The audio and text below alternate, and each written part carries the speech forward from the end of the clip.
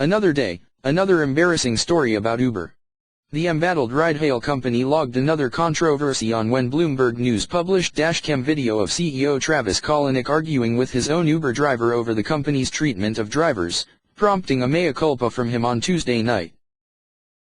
The video, reportedly taken February 5th, shows Kalanick riding in the back seat, wedged between two female friends, shimmying his shoulders to the strains of Maroon 5.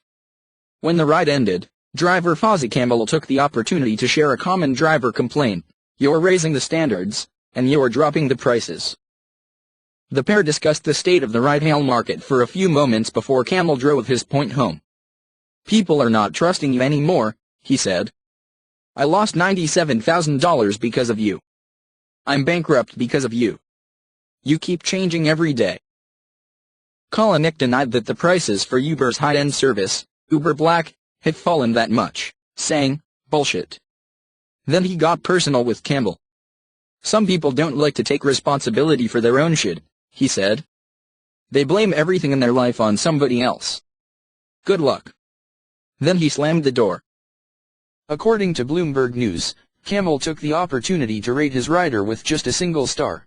On Tuesday night, Kalanick apologized for his behavior in the video in an email to Uber staff, which the company also published on its blog. "To say that I am ashamed is an extreme understatement," he wrote. "My job as your leader is to lead, and that starts with behaving in a way that makes us all proud. That is not what I did, and it cannot be explained away." "It's clear this video is a reflection of me, and the criticism we've received is a stark reminder that I must fundamentally change as a leader and grow up," he added. "This is the first time I've been willing to admit that I need leadership help, and I intend to get it." Kalanick's charged claims about taking responsibility are revealed at a particularly difficult time for the company, whose business model relies on classifying drivers as independent contractors rather than direct employees. That designation, which has long been challenged by labor advocates and drivers, allows the $70 company to avoid paying minimum wage, overtime, workers' compensation, and benefits. In January, the company paid $20 million to settle allegations by the Federal Trade Commission that it recruited drivers with false promises about their prospective earnings. Drivers for Uber Black, such as Kamel, face particular struggles because they are required to drive recent models of select premium vehicles.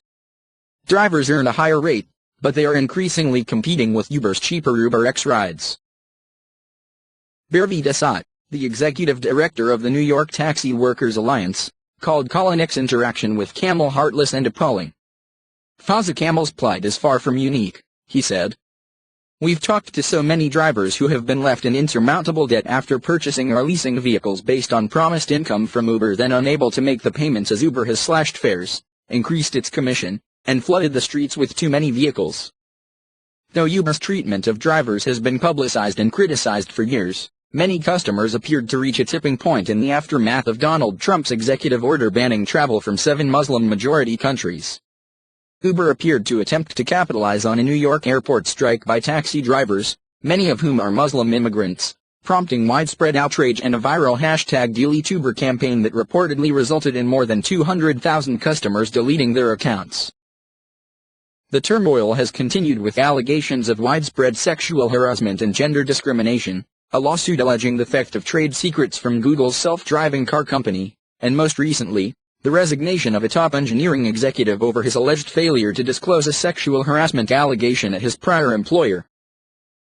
On Friday, the New York Times reported that Uber misled the public when it blamed a human driver for running a red light during the company's self-driving car trial in San Francisco. The car was actually driving itself at the time, according to internal documents obtained by the Times. Kamel's release of the Kalanick video will likely draw further scrutiny of the chief executive, whose brash style has been credited with much of the company's success, as well as its recent troubles. In a recent op-ed, Ellen Pound, the former Reddit CEO and co-founder of Project Include, voiced the increasingly common concerns about Kalanick's leadership in the wake of the sexual harassment allegations. "Now Travis' every move is being scrutinized, and he can't win because he waited too long to address these issues," she wrote. "What has he done to earn the chance to redeem himself?